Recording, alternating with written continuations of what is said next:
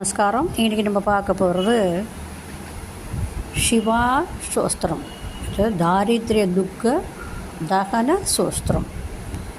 சரியா?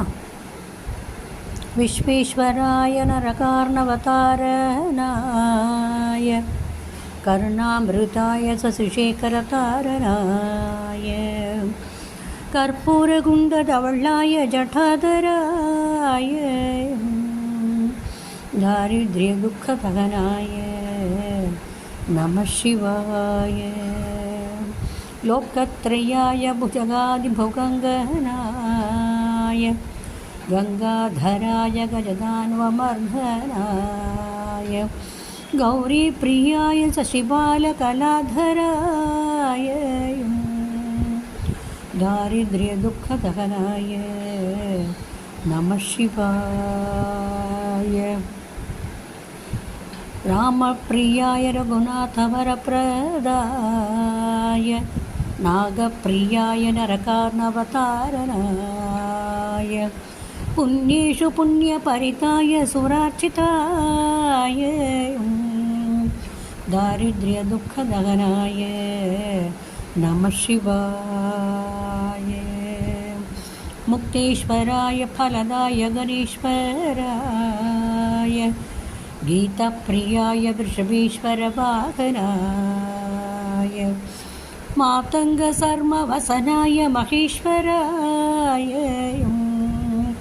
दारिद्र्यदुःखदहनाय नमः शिवाय सर्वाभराय सवभस्मविलेपनाय बालेक्षणाय मणिकुण्डलमण्डिताय नेत्रत्रयाय शुभलक्षणसंस्थिताय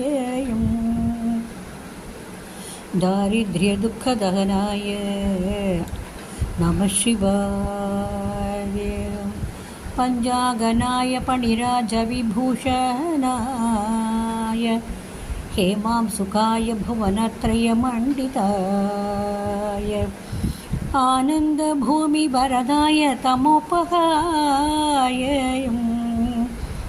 दारिद्र्यदुःखदहनाय नमः शिवाय भक्तिप्रियाय भवरोगभयाभयाय उग्राय दुर्गभवसागरतारणाय ज्योतिर्मयाय गुणनाम सुनृत्यकाय यं दारिद्र्यदुःखदहनाय नमः शिवाय भक्तिप्रियाय त्रिपुरान्धकाय पिनाकिने दुष्टहराय नित्यं प्रत्यक्षलीलाय मनुष्यलोके दारिद्र्यदुःखदहनाय नमः शिवाय वसिष्ठेन कृतं स्तोत्रं सर्वरोगनिवारणं सर्वसम्पत्करं शीघ्रं पुत्रपौत्राभिवर्धनं त्रिसन्ध्यायां ये पठे नित्यं स ये स्वर्गमाप्नुयात्।